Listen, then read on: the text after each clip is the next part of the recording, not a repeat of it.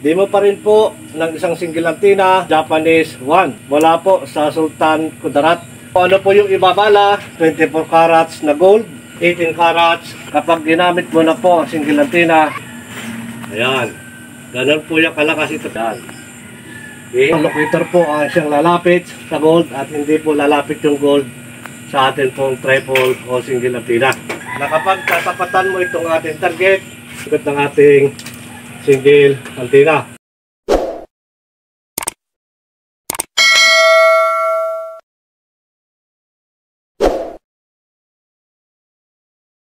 Isang magandang araw po at magandang buhay sa ating mga kababayan, sa ating pong mga ka-TH. Demo pa rin po ng isang single antenna at isang Japanese 1 na pinusuan po ng ating sa ka-TH. Wala po sa Sultan Kudarat. At ito ka-TH, ito po yung binabalahan, ito pong single antenna at ganoon din po itong isang Japanese 1. Ito po kung ano po yung ibabala, ito po yung ilulukit ng ating single antenna. Dahil ito ka-TH, ito po yung pinusuan mula po sa probinsya ng Sultan Kudarat. Meron po itong pangbala.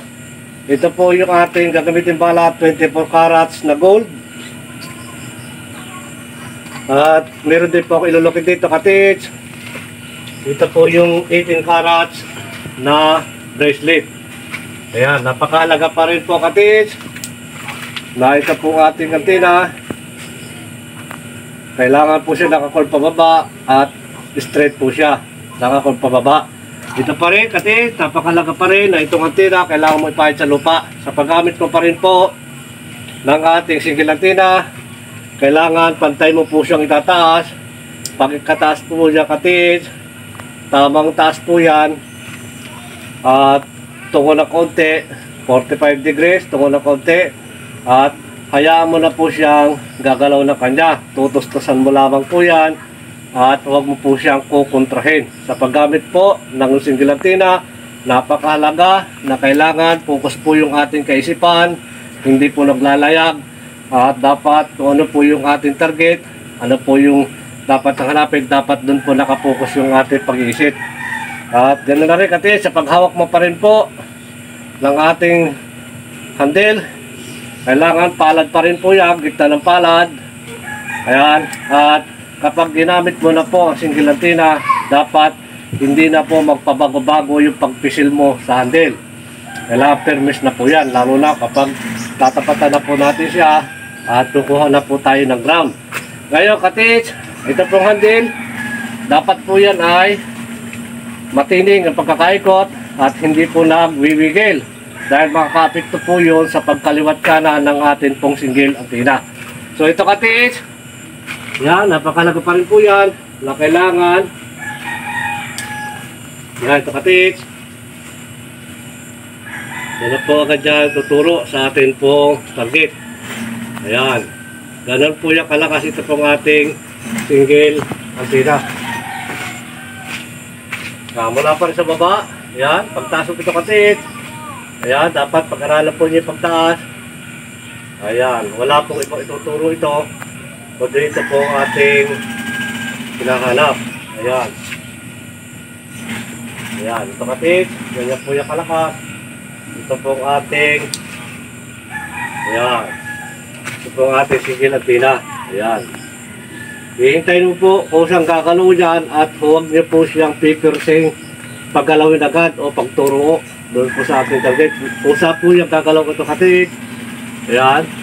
Pag tinaso po yan, seconds lang po yan, didiretso na po yun sa ating target. Ayan o ka-TH.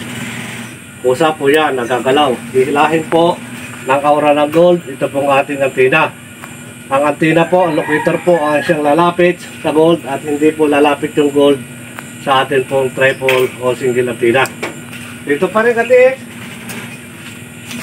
Paggamit pa rin po ng ating single antenna, napakahalaga na kapag tatapatan mo itong ating target sa pagkuha po ng ground, napakahalaga po yan na dapat yung sinabi ko po ay hindi na magbabago-bago yung pagpisil. Kailangan steady na po yan dahil lalapitan na po natin itong ating target. Ayan. Ito ka-TH. Ayan, dyan pa rin. Kapag nalapitan ko po yan, kukuha na po ako ng ground. Yan. At dada ko na po yan. Nalapitan at kapag yan po yung natapakan, ang ating pong sigilantina ay nabibigay agad po ng reaksyon dahil nandito na po yung aura o yung gold po natin, natatapatan na po natin.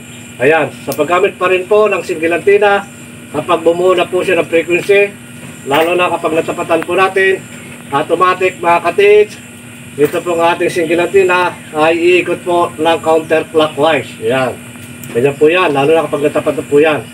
Ayan, ganyan po yung pag-ikot ng ating single antenna. Yan.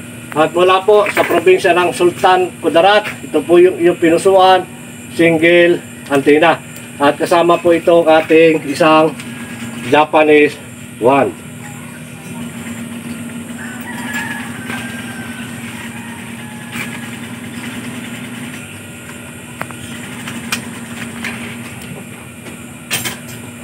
Dakatis, ito po yung isang Japanese one na kasama ng iyo pong pinusuan na kailangan mo pa rin po siyang balahan. At kapag hindi po siya binalahan, volume po ng tubig ang ilulukit po o ituturo ng ating Japanese one. Ito katits, mahalaga pa rin po na itong ating pendulum ay may pahid din po sa lupa, lalo na kung pabago-bago yung inyong area na pinupuntahan. Ito yung ating target katits, yan. Ito po yung ating pendulum. Ayan, ito po yung target. Kahit saan po kayo dyan iikot, ganoon din po yung paggalaw ng ating pong Japanese one, lalo na kapag marunong ka na pong gumamit. Segundo lamang, ay gagalaw na po itong ating Japanese one. Ayan.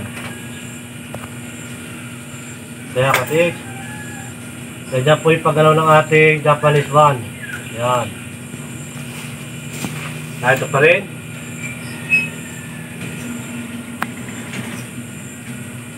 Yan.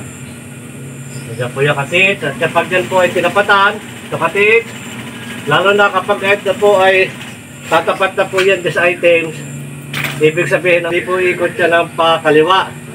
Yan po ay, dahil nasa labas po tayo ng deteksyon, ibig sabihin, magbabounce pa rin po yung ating pendulum. Ayan. Ito katit. Ito po yung pendulum ng ating Japanese one. Ayan.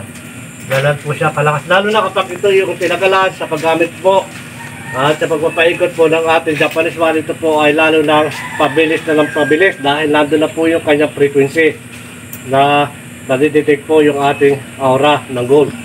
So mga kababayan, mga ka-TH, muli po, ito po yung iyong pinusuan, isang single antenna at isang Japanese one mula po sa probinsya ng Sultan Kudarat.